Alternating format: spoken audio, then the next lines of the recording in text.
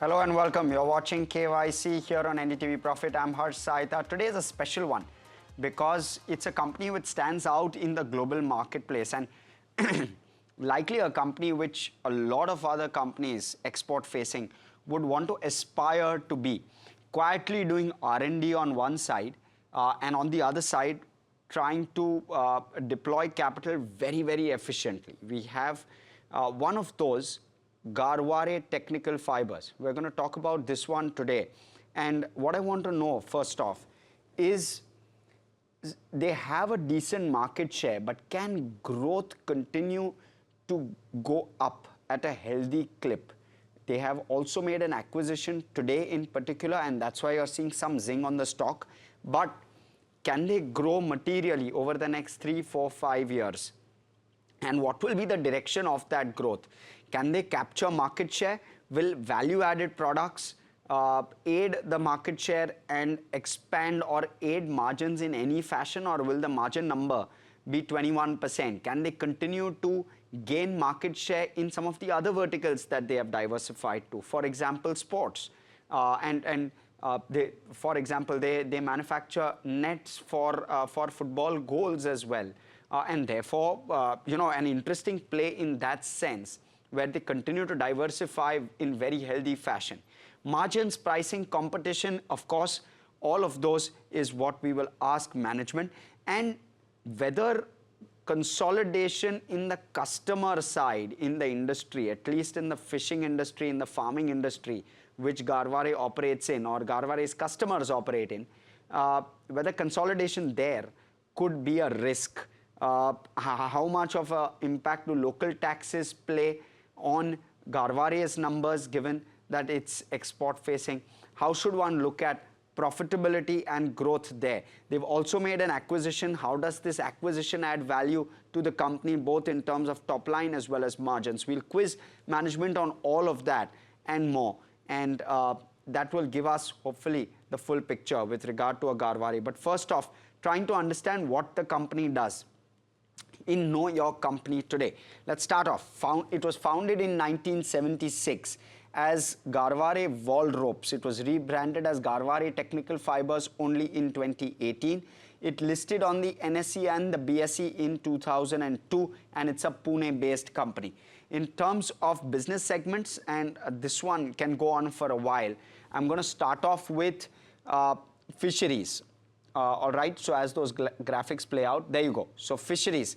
Now, what does it do? Fully assembled trawls, purse nets, gill nets, dole nets. These are all different type of fishing nets which Garware makes, and a lot of the R&D is also done in-house. The production, of course, done in-house as well. Then they're into aquaculture. Now, what is aquaculture? It is basically growing or farming of fish, right? So you'll have these very large nets in the open ocean, and you'll have fish seeds which are put inside those nets, very large nets, and thereafter fishes will grow within those nets, and thereafter they are used for the purpose of either fish feed or feeding the world. And therefore, that's aquaculture. They do cage nets, predator protection nets, and anti-bird nets. Now, those in itself are quite self-explanatory in terms of their terminology. Then let's talk about shipping. You have mooring and tow ropes. What does that do? You would have maybe at some point seen a ship towing another boat or a ship. A lot of that is done through a tow rope, and therefore, you have towing ropes, which Garware sells as one of the many products that it does within the shipping industry. Also, anchor ropes. A lot of those are also made by Garware. Let's talk a little bit about sports. So, tennis nets, volleyball nets, basketball nets, ski nets, cricket nets. You also have football goal nets, goal posts, the nets between the two goal posts. All of those are made by this company. Agriculture, they have anti-bird nets, anti-hail nets and shade nets, sericulture nets, floriculture nets. So all of those also is what they cater to. And last one, and most interestingly, geosynthesis. And this took me some time to understand. So basically, it's to ensure that, for example, the soil does not erode. So the rope sticks to the soil and stops erosion of soil, erosion or causing landslides also. We would have seen some of these if you have been to hilly areas. There are large ropes across mountains which have been put, not only in the Western Ghats but also north.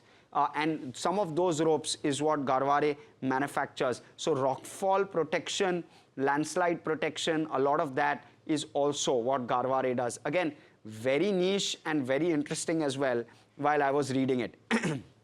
Let's talk a little bit about market share, because it has a dominant market share in the domestic fishing industry. 50 to 60% is the reported market share. And even within global fishing, it has nearly a 20% market share in global fishing, around 17 odd percent, the last count. 40% in the salmon industry is what it has. Again, salmon industry is a lot to do with aquaculture, and aquaculture is the other place where this one is used. So again, large market share in some of these. But the question really is, can they grow market share in the other domains that they ventured into? And how are they going to drive that? Because that will add not only to top line, but because it's value-added product, it will also add to margins. And I would want to see as to how they play that and what competition is doing in that space. They have 2 manufacturing facilities, 27 patents, and they have a presence in 75 plus countries.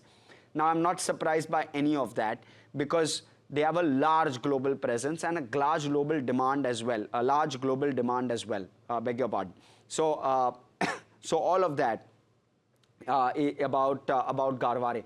Now, I want to also talk about the latest acquisition, because that is the key as to why the stock is moving today, as well as might hold the key on the future outlook of the business as well.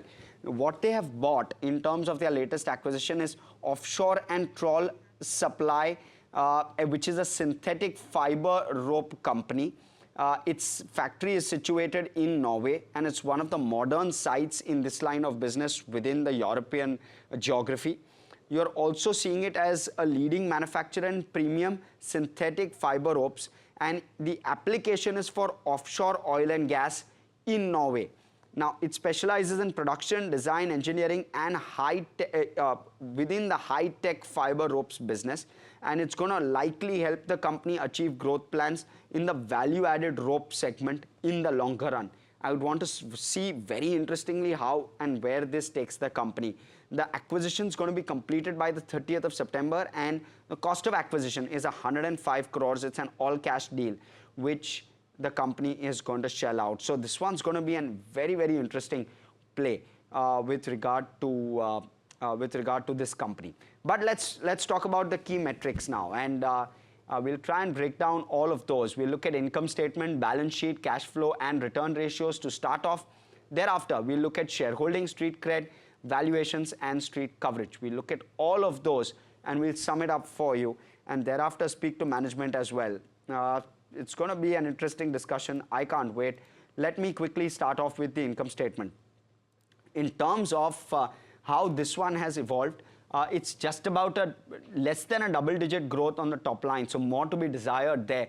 But margin expansion has aided the company. Margins have gone up from 19 to 21%, and therefore profitability is up roughly 12% on a YOY basis over the last 3-year CAGR. So that's how it's played out.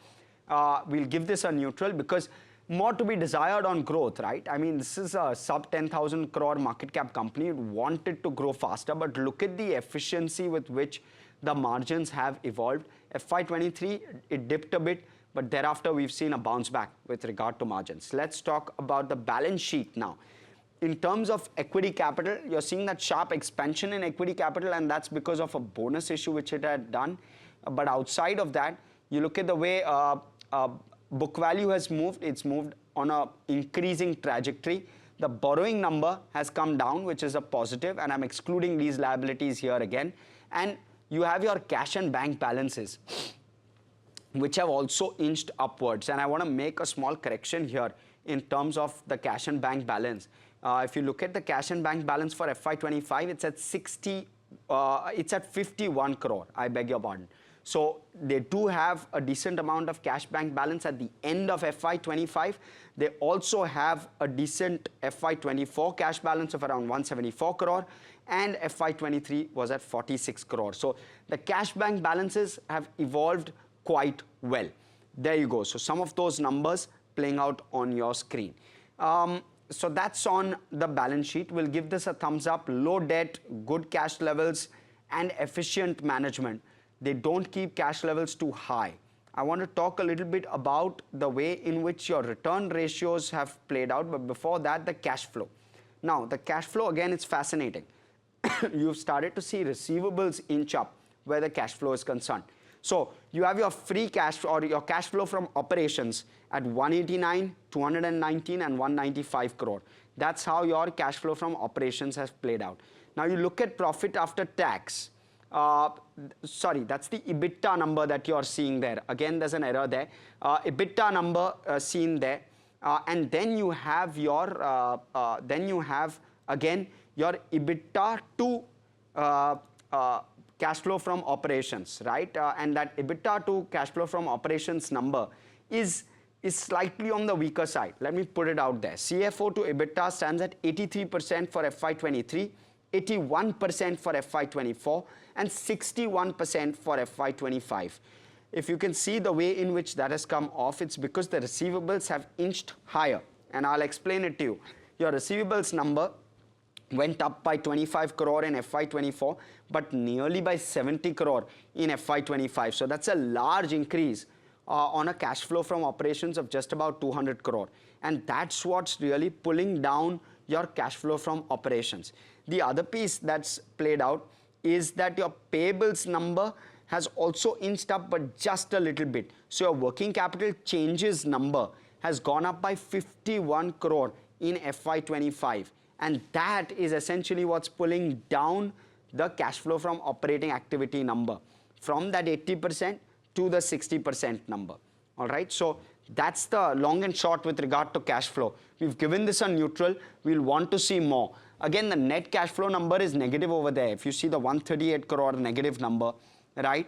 The other numbers are okay, but then the negative number of 138 crore, that one is really signaling that there has been a buyback which they've done, and which is why they've used some of that cash in the buyback, which is what has created that dent with regard to net cash flow. But again, the more relevant number here is the cash flow from operations, which is what you really want to understand, right? So that is the long and short with regard to cash flow. Now let's look at return ratios. Again, it's an interesting chart with regard to return ratios. They've been very healthy and this really stands out among all the companies that we've done. Just look at the way in which ROCE has been 18.5% or maybe 16%, but very, very stable over a 5-year period. Look at the ROE numbers as well, around 17.5 to 20%. Very few companies doing this on a recurring basis, extremely efficient use of cash flow as well as internal accruals is what this company has really charted for itself, and that is evident from the ROCE and ROE numbers. Let's look at shareholding now. And when I look at shareholding, there you go. It's healthy. You've got decent promoter holding. You've got decent public shareholding as well. Public to promoter is not too skewed. You have around 5 to 10% cumulative, which FIs and DIs hold. It's a very small company, very closely held. 9,000 crore in market cap, out of which 5,400 crore is held by promoters alone, 61%. And therefore, what you want to also understand is FIs, DIs may be discouraged from playing this game too much because you have very little room in terms of free float to actually buy and acquire a large amount in a company which has a free float of only 3,500 crore. That's a thumbs up for us. There's no problem there. Promoters have a very, very healthy holding. Let's talk about street cred now. And, you know, here also we've seen very healthy numbers. While year to date the stock has not done much, but you look at the 1-year returns, it's healthy at 15%, and the 5-year returns is a near 3.5 bagger, So no complaints per se from investors. Now let's talk about valuations, and this is where it starts to get tricky, right? Because you have very few companies in a space like this, and therefore we have to rely on the very few analysts who actually cover and track this stock. Let's talk about valuations though. The EPS for FY25 was around 23 rupees, expected to go to 27 in FY26. FY27 is on your screen as well, 31. Your price to earnings should shrink towards the 29 times number, which is largely fair, which is largely in line with the way the 5-year valuation also has looked, and therefore we'll give this an absolute neutral, because valuations don't look extremely lucrative, at least at this point. Let's talk about analyst recommendations now. Very few analysts cover it. I did mention it, just 2, and therefore we've given this a thumbs down. No fault of the company. It's a smaller company relatively, and the upside is 10%. Some of that would have obviously gotten evaporated with today's gains as well. So again, something that you want to keep in mind. But nonetheless, that really stacks up all of the parameters that we've just covered, and that gives a rating for Garware Tech at 5.5 out of 8. Let's bring in the management now. Let's speak to Mr. Vayu Garware, who's standing by, Chairman and Managing Director at Garware Technical Fibres. Thank you, sir, so much for joining us on this very critical day. You've made an acquisition as well. Let me start off with that as the cue. What does this acquisition add, one, to the company in terms of R&D and in terms of specific knowledge to the company? And 2, how do you see the top line or how do you see the contribution to the top line from this acquisition, both top line and margins? Give us that perspective, sir. Great. Thank you for having me on the show. Yes, it's been an important, yesterday we actually announced this acquisition, the signing of the definitive agreement. And we have entered our 50th year this financial year. So it's an important milestone in the 50th year. Overall, as our company is very focused on our mission, which is to deliver value-added, innovative solutions for our customers, being primarily B2B customers. We have done this with a lot of focus over the last decade, particularly on our netting side of the business, where we do it in aquaculture, fishing, geosynthetics, and other areas.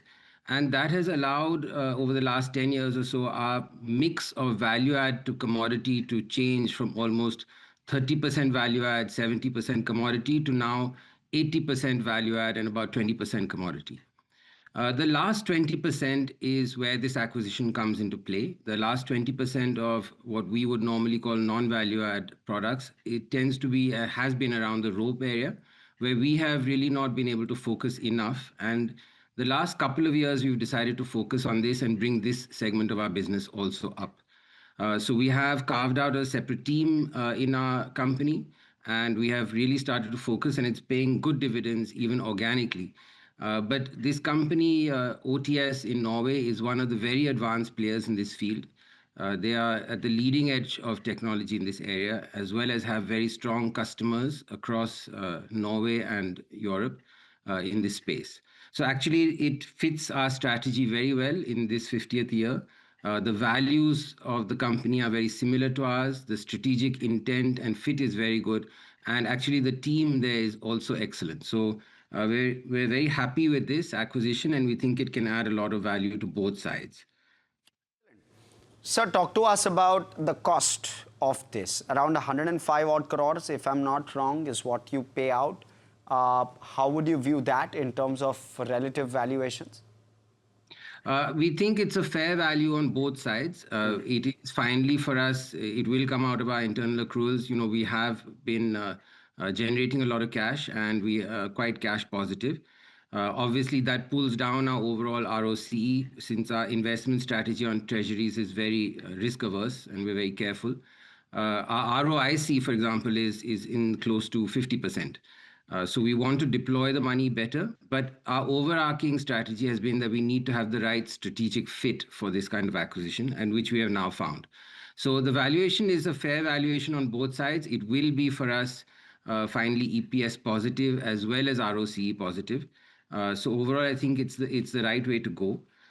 In terms of potential benefits for both sides, you know, we have already been in Norway for many years. We have a strong customer base there, which is not overlapping with OTS. So we have the potential to bring some of OTS's products to our customers. We definitely have the potential to bring some of our products to OTS's customers and then bring OTS's technology to other potential markets in Southeast Asia, including India. Such products today are still imported into India also because the technical capabilities and the machinery is not available here. So with this, we'll even be able to service the local market, which we have not been able to really do so far. Mr. Garware, give us the texture. You said that 80-20 value added versus commodity core. How quickly does that shift given this acquisition now? You suggested that this acquisition will accentuate the shift. How much does it shift? What are the goals like? That's a little bit difficult to define today because this has just happened. So we will be working on it. We have already seen the shift even organically. So it's more a matter of focus. We have the core capabilities, the core machinery, and OTS certainly builds much further on that. So over the next 3 to 5 years, we will be looking at a significant shift in this portfolio. So talk to us about the one-year growth path, which is FY26, given this acquisition, and then talk to us about the three-year growth path. Do you see potential double-digit growth on a CAGR basis over the next 3 years or not? Definitely on the bottom line, yes. So we do look to grow bottom line in the 15 to 20% range per year. Okay. I will be a little bit cautious on top line. It tends to have a lot of different factors. So, for example, freight rate changes or raw material changes. These are both up and down factors. So we will expect top line to be in maybe low double digits or high single digits, and we'll certainly be looking to grow profit at a much faster rate than that. And that's our key focus. 15 to 20% PAT growth, will that translate to cash profit? Yes. So as you would see, normally our conversion of operating profit to cash is quite high. Yes. Yeah, I did see that you were mentioning about last year, and we did have some. This is primarily because of some of the movement of material in Norway. We have shifted our billing from India to local Norway. So it moves then to Norway and is then locally billed from there. So a lot of that billing has happened towards the end of the year, and obviously that little bit of receivables collection happens in the beginning of the next year. So this is almost a one-time cycle that will get adjusted. But we do generate quite a lot of cash. Obviously, if our return on invested capital is in the range of 50%, we will be generating a lot of cash. So we do see that to continue. So I fully appreciate you're extremely cash prudent, and from whatever I have done in terms of reading, you are that, and you need to give you that credit.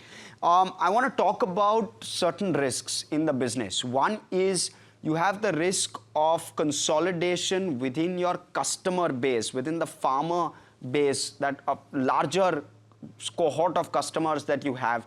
Is that a real risk? Give us some perspective on that. Sure. Our customer concentration is actually quite low. So we are fortunate in that sense. There are 2, 3 things that we're fortunate with. One is about 70% of our revenue comes from customers who finally produce food, be it aquaculture, fishing, or agriculture. So we tend to get a little bit insulated from economic cycles, both ways, up and down. So that's one good thing. Our customer concentration also is relatively low because we're spread over so many countries and many customers. Consolidation for us actually is not a concern at the moment. It's a good thing. We are with all of the larger aquaculture companies around the world. So Movi, which is probably the largest globally, customers like Cermaq, which exist it's owned by Mitsubishi. So these kinds of companies are the ones that are generally acquiring, and they have contracts with us. So the acquired companies would also generally will become, part of our customer base, which is great. So we are not very concerned with consolidation at the end user level because we already have good market shares, and we are with the major companies who are generally the acquiring companies actually. Do local taxes therefore impact the way in which customers buy from you? Does that make an impact? There was an issue in Norway where Yes. the Norwegian government imposed a resource tax on our end user customers for use of the Norwegian waters. That is very much a local Norwegian government tax issue. It certainly was not, liked by everyone, obviously, but I think from where the initial tax was intended and where it ended, things are very much accepted now and back to normal, even for the last year and a half or so. So There was a small pause in in capital, in capex investments, etc., but that's well past, and it's very much now part of the system. So we don't see that as a challenge anymore. So you've done ROEs of very stable, 18 to 20 odd percent. Is there room for upside? Certainly, even last year, in fact, return on capital employed increased further, particularly if you remove treasury, and our return on invested capital has increased quite significantly, almost 4%. So we do see further room, and we will continue to focus on this.